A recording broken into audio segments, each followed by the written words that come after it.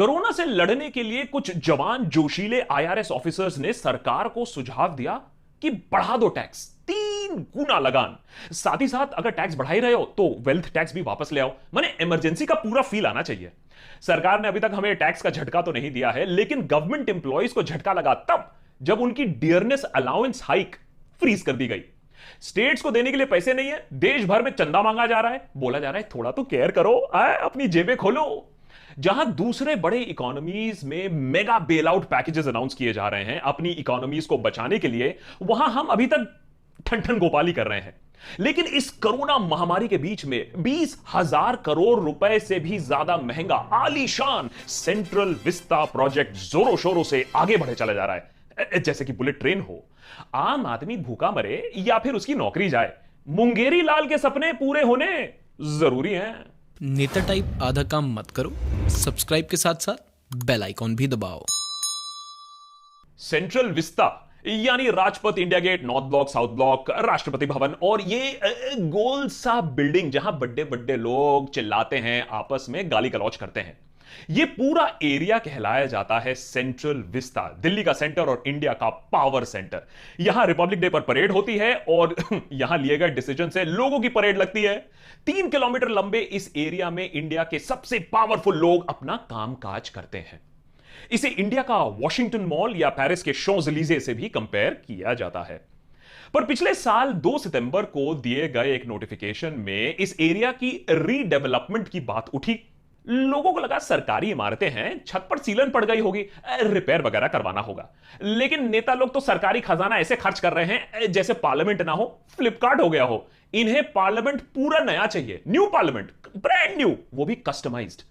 इस साल 20 मार्च को इसके लिए लैंड भी अप्रूव हो गई है और इतनी जल्दी डिलीवरी डेट भी तय हो चुकी है। 2024 तक पूरा का पूरा सेंट्रल विस्ता बदल के नया बन जाएगा, एकदम न्यू सा। और इस पे बहुत जल्द काम भी शुरू हो जाएगा।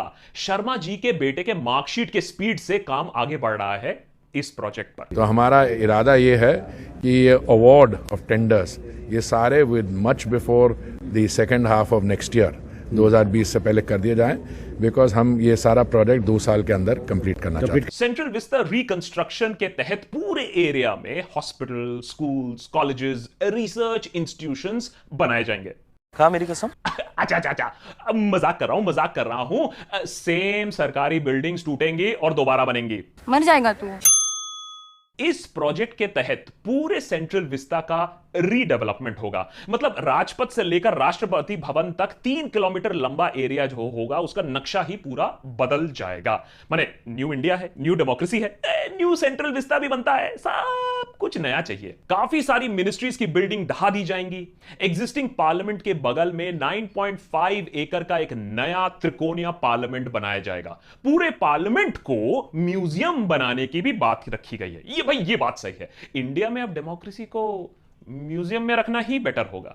यही नहीं, 3 किलोमीटर लंबे राजपथ पर एक कॉमन सेंट्रल सेक्रेटेरिएट होगा और साउथ और नॉर्थ ब्लॉक के पास होगा नया प्रधानमंत्री का रेजिडेंस और वाइस प्रेसिडेंट का रेजिडेंस। मतलब राजपथ पे होगा प्रधानमंत्री निवास। और पुनर्विकसित सेंट्रल विस्ता में अंडरग्राउंड शटल सर्विस या मोनो रेल शुरू करने की भी बात सामने आई है, जो प्रधानमंत्री आवास को सीधे नई संसद बिल्डिंग से जोड़ेगी। एग्जैक्टली। अरे प्रधानमंत्री इतने हम्बल बैकग्राउंड से हैं कि अब वो मेट्रो करके अपने काम पर जाएंगे। मेट्रो अपने पर्सनल ट्रैक पे चलेगा वो दूसरी बात है। अब जब सवाल उठाया गया कि प्राइम मिनिस्टर रेजिडेंस को राजपथ पर शिफ्ट करने की ऐसी क्या जरूरत पड़ी, इसका क्या सिग्निफिकेंस है, ऐसे ही सेक्सी लग रहा था। भाई देखो, व्हाई शुड द राष्ट्रपति हैव ऑल द फन? और शौक भी तो बड़ी चीज होती है। और शौक इसलिए भी क्योंकि अगर आप प्राइम मिनिस्टर के स्थायी निवास की अगर आप बात करें, 7 लोक कल्याण मार्ग, वहां ऑलरेडी एयरपोर्ट के लिए टनल है, हेलीपैड है, बुलेट प्रूफ पैसेजवेज है, कॉन्फ्रेंस हॉल्स है, सारी सहूलियतें हैं। और सिक्योरिटी गर्ल्स हॉस्टल के लिए काफी ना हो, लेकिन प्रधानमंत्री के रेजिडेंस के लिए ऑलरेडी काफी है। इसके बावजूद राजपथ पर घर क्यों चाहिए सुप्रीम लीडर को, आप समझ लीजिए। कुछ और छोटे मोटे सवाल भी उठते हैं इस 20,000 करोड़ एंड काउंटिंग के प्रोजेक्ट पर, जैसे कि बिडिंग प्रोसेस ट्रांसपेरेंट क्यों नहीं थी, इतना बड़ा काम इतनी जल्दी में क्यों किया जा रहा है, क्या हेरिटेज बिल्डिंग्स को डिमोलिश करना सही है, ग्रीन कवरेज जो खत्म हो जाएगा उसको रिप्लेनिश कैसे होगा, उस एरिया का क्या जो पब्लिक स्पेस था और अब जो नेता स्पेस बन जाएगा। ओ अच्छा, सवाल बैठो, बैठो बैठो बैठो, सवाल बैठो, सारे सवाल बैठो, बैठो बैठो सवाल। हाँ हाँ, तो मैं ये कह रहा था कि सेंट्रल विस्ता रीडेवलपमेंट में लगभग 20,000 करोड़ की लागत आएगी, 20,000 करोड़ रुपीस ओनली।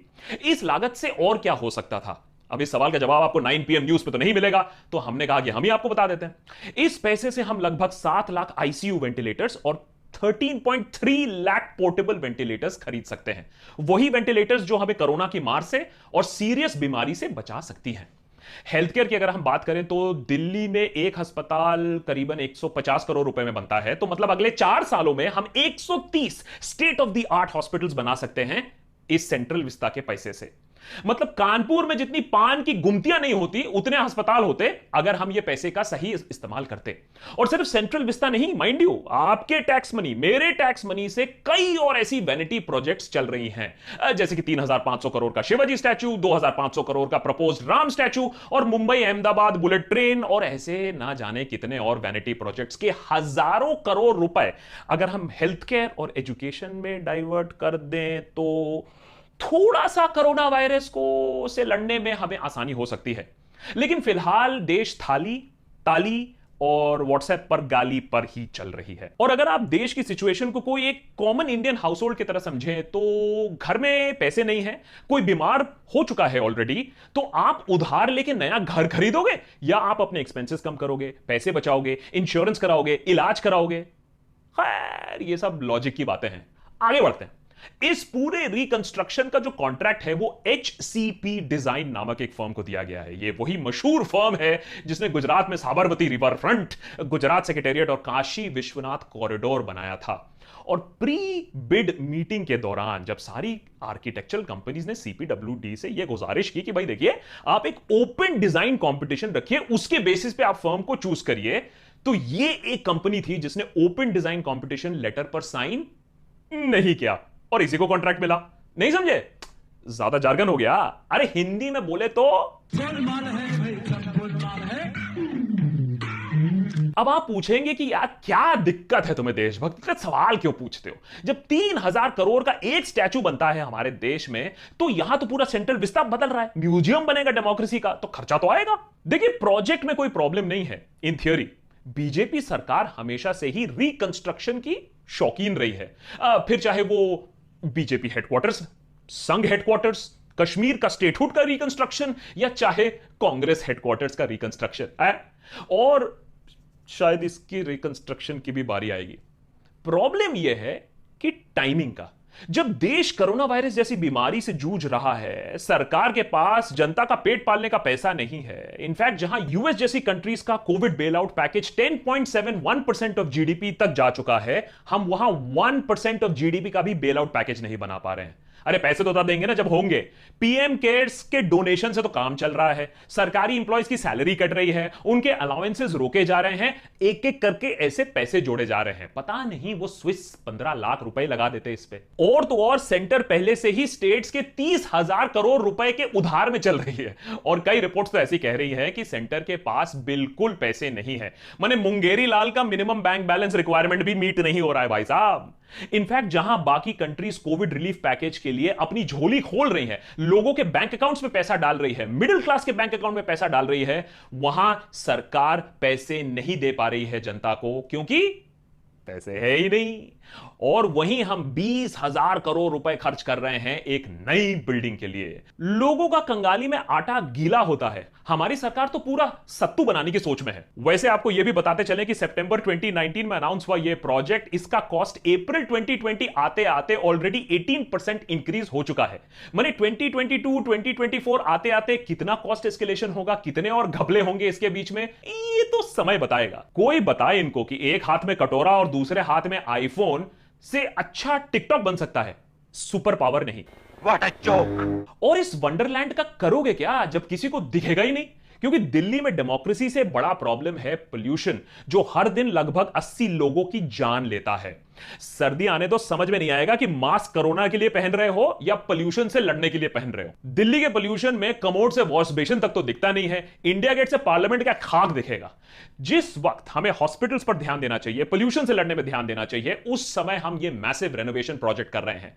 इनफैक्ट इतना बड़ा प्रोजेक्ट दिल्ली के बीचों बीच में PM 2.5 पोल्यूटेंट लेवल्स बढ़ा देगा, जिसका ख्याल किसी को नहीं है। क्योंकि पोल्यूशन तो हर साल आता है, इलेक्शन तो 5 साल में एक बार आता है, आए।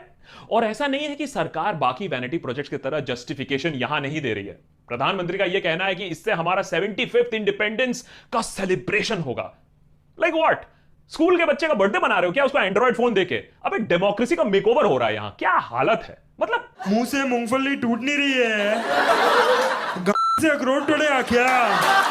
और तो और एक्सपर्ट्स का यह भी मानना है कि पूरा पावर स्ट्रक्चर जब आप एक पॉइंट पे, एक एरिया पे से एक ऑफिस पे सेंट्रलाइज करते हो तो वो एक फैसिस्ट रिजीम की एकदम क्लासिक निशानी होती है।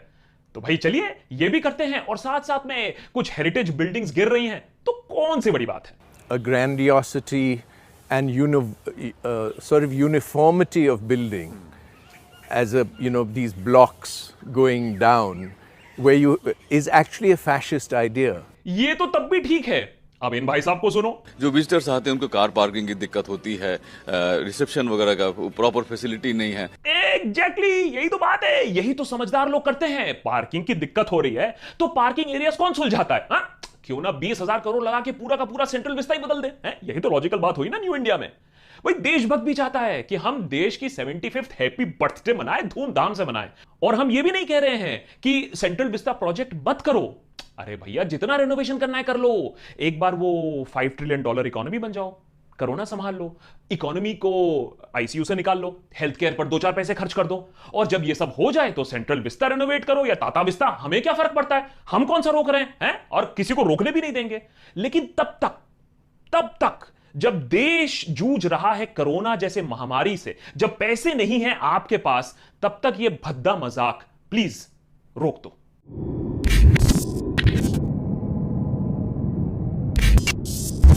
भाई हमने देखा कि 9 PM न्यूज तो आजकल काफी ज्यादा बिजी है पलघर को लेकर, सोनिया गांधी को लेकर। तो हमने कहा कि हम ही थोड़ा सेंट्रल विस्ता के बारे में आपको बता दें, क्योंकि चौंका देने वाली डिटेल्स हैं जो कि कुछ वेबसाइट्स और कुछ न्यूज ऑर्गेनाइजेशंस ने हाईलाइट किया है। तो आप भी इन डिटेल्स के बारे में पढ़िए, मैं नीचे सारे लिंक्स दे दूंगा, आप लिंक्स को पढ़िए और देखिए कि हमारे साथ कितना भद्दा मजाक हो रहा है। एक तरफ सरकार कह रही है पैसे नहीं है, टैक्स बढ़ाने की बात चल रही है, लोगों का पैसा कट रहा है, सैलरी दिया जा रहा है, और दूसरे तरफ इतनी बड़ी एक वैनिटी प्रोजेक्ट चल रही है।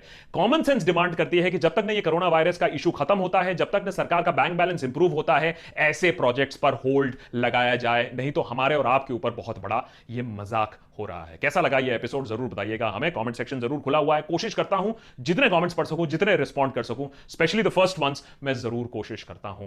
अगर हमारा काम आपको अच्छा लगे तो देशभक्त की टोली जरूर ज्वाइन करिएगा। नीचे ज्वाइन बटन है, उसको दबाइए और एक मेंबर बनिए। Exclusive access to content and conversations है, या फिर आप patreon.com/theDeshBhakt में भी जाके हमारे देशभक्त मेंबर बन सकते हैं। Thanks for watching, more episodes coming up.